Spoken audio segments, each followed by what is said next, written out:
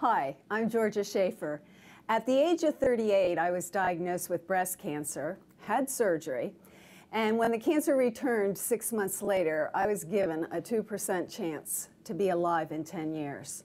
My son, Kyle, was only 9 years old at the time, which meant I had a 2% chance to see him graduate from high school.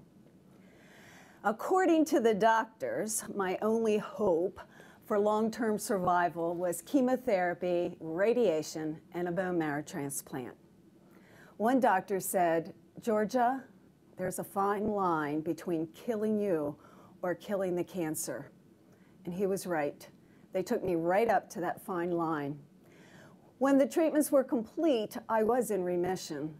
But as my son described me many years later, he said, "Mom, you are a ghost in a shell."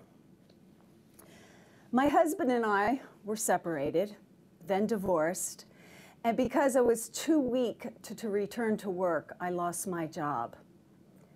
It didn't take me too long to learn that my abilities and my efforts would only take me so far. And seeking the most talented and the brightest of doctors, that didn't fix everything either. And I knew pretty early on in the process that my only hope was Jesus. I can't tell you how many days during all those treatments I would bury my head in my hands and I just cried out, "This is too hard, God. I can't do this. This is too hard. Please help." And he did. He gave me the strength to keep on keeping on and to persevere. I learned that things like God's peace and hope are real. For example, during the bone marrow transplant, during one week, I got a fever of 104, and my fever just permeated every ounce of my body. I just desperately wanted that biting chill to go away. And again, I just kept praying to God, please let me live. I want to be a mother to my son, Kyle. And at one point during that week where my fever kept spiking up to 104, I just had this beautiful sense. I was just filled with God's peace and love and joy.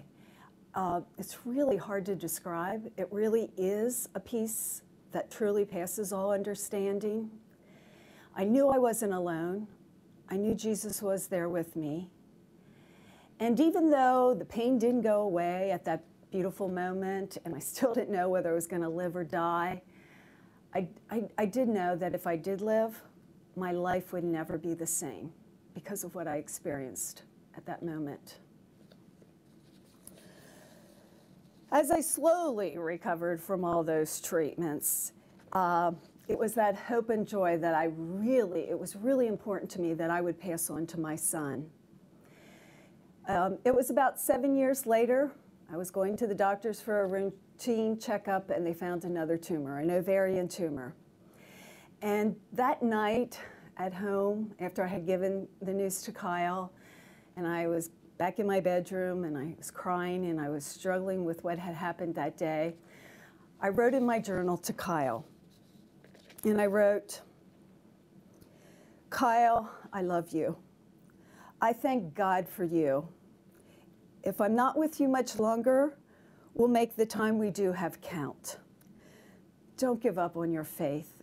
It's okay to be angry with God, but just remember, life without our Lord isn't worth living. But with faith in Jesus, we can touch the lives of others. We can know we will make a difference, no matter how long we live."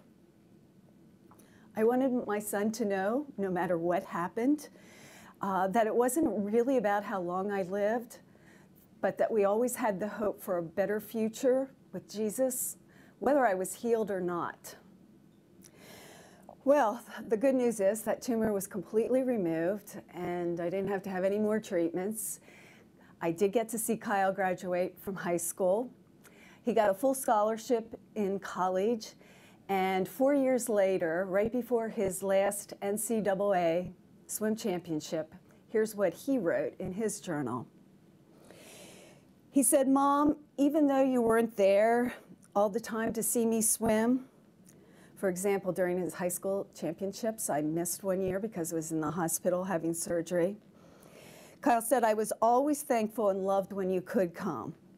You taught me to trust in God, to rely on Him, and to never give up hope. And that's my prayer for each one of us today. No matter what we face, how dark it gets, how much we struggle or suffer, we must never lose hope. Hope being our Lord Jesus Christ.